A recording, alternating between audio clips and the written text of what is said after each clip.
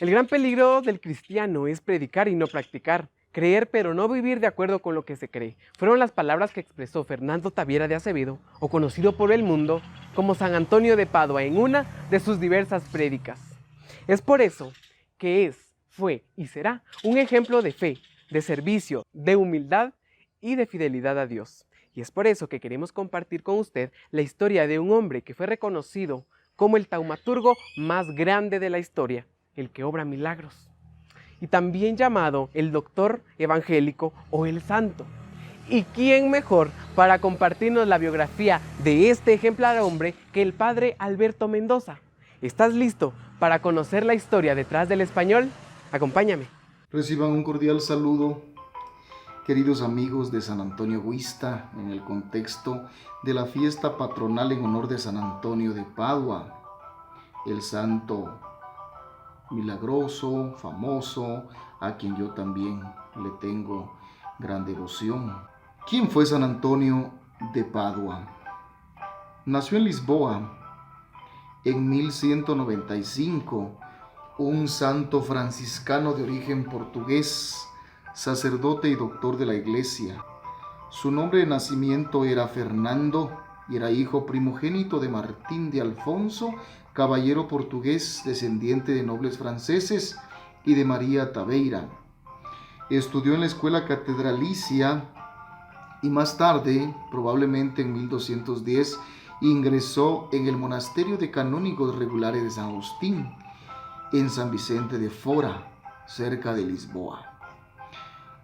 Hacia 1219, probablemente siendo ya sacerdote, conoce a la pequeña comunidad franciscana de Coimbra y en el año 1221 participó ya como franciscano en el capítulo de su orden en Asís, donde conoció a San Francisco de Asís, el fundador de los franciscanos.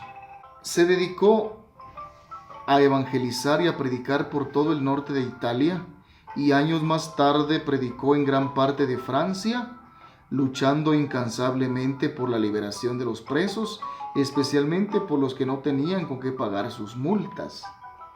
A la muerte del santo fundador San Francisco de Asís, San Antonio forma parte de una comisión que debía presentar al Papa Gregorio IX varias cuestiones sobre la regla franciscana que este romano pontífice debía estudiar y a la vez aprobar. Ante él y ante la curia romana, San Antonio predicó por entonces. Fue escuchado con gran entusiasmo y el Papa lo llamó Arca del Testamento. Dicen los historiadores que es posible que San Antonio haya colaborado en la redacción de la bula, que era la respuesta del Papa a los problemas que planteaba la orden. Después marchó a su último destino, a la ciudad de Padua, en donde se entregó con gran fervor y entusiasmo, a tal grado que su nombre quedaría asociado al de la ciudad, San Antonio de Padua. Muere el 13 de junio de 1231 y el Papa Gregorio IX lo canonizó en menos de un año. Su canonización tuvo lugar en Pentecostés, el 30 de mayo de 1232. ¿Qué podemos decir? ¿Qué podemos decir de los milagros de San Antonio de Padua? Sabemos que no es la persona en cuanto tal que hace los milagros, sino que es la oportunidad que Dios le ha dado a la persona de ser intercesora ante Dios, ante Cristo.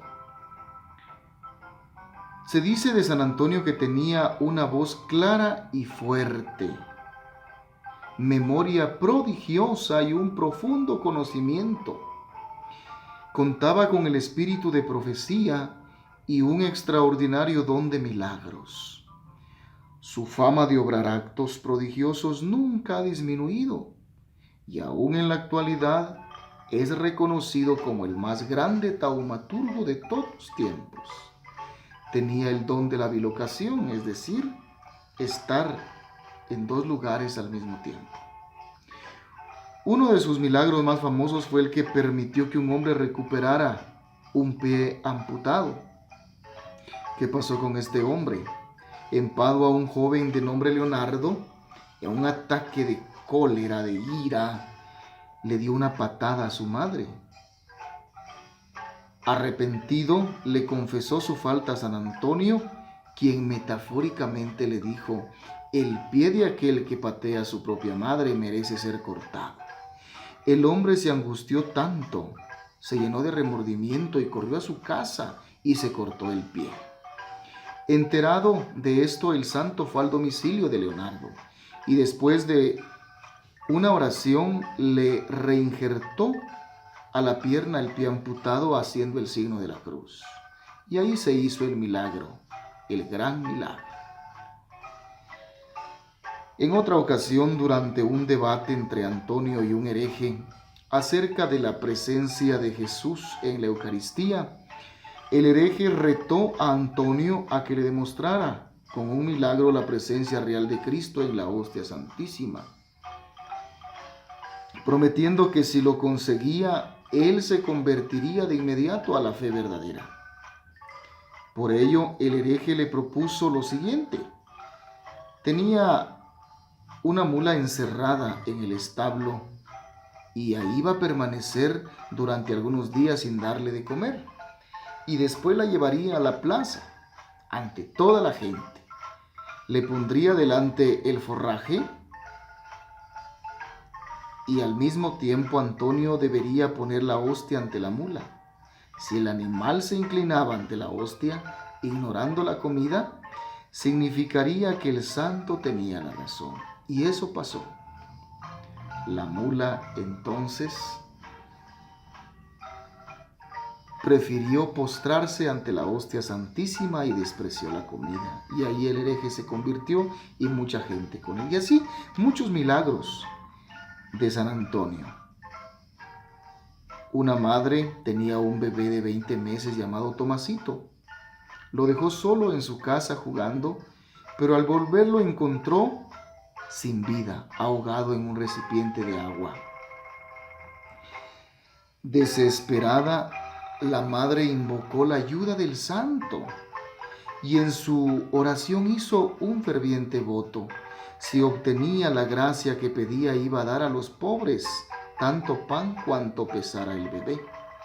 Su hijo milagrosamente recobró la vida y nació así la tradición del Pondus Pueri, una oración con la cual los padres, a cambio de protección para sus propios hijos, prometían a San Antonio tanto pan cuanto era el peso de los hijos. Este milagro también daría origen a la obra del pan de los pobres. 30 años después de su muerte, el sarcófago donde se encontraba su cadáver fue abierto. Todo su cuerpo estaba ya corrupto, con excepción de su lengua. El órgano que articulaba su sonora y bien timbrada voz, lo que provocó una nueva oleada de devoción en torno a San Antonio de Padua. ¿Por qué lo declararon santo? Creo que ya explicamos suficiente, pero debemos dar una palabrita. Su vida estuvo llena de santidad, pues en vida ya hacía grandes milagros. Además, fue un excelente orador sagrado, fundador de hermandades y cofradías, teólogo y hombre evangelizador, un hombre de gobierno. Dejó varios tratados de mística y de ascética y se publicaron todos sus sermones.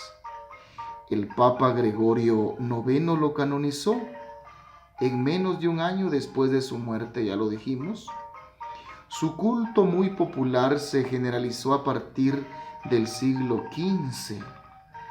En 1946 el Papa Pío XII declaró a San Antonio doctor de la Iglesia y el Papa León XIII lo llamó el santo de todo el mundo, porque es uno de los santos católicos más populares y su culto se encuentra extendido universalmente.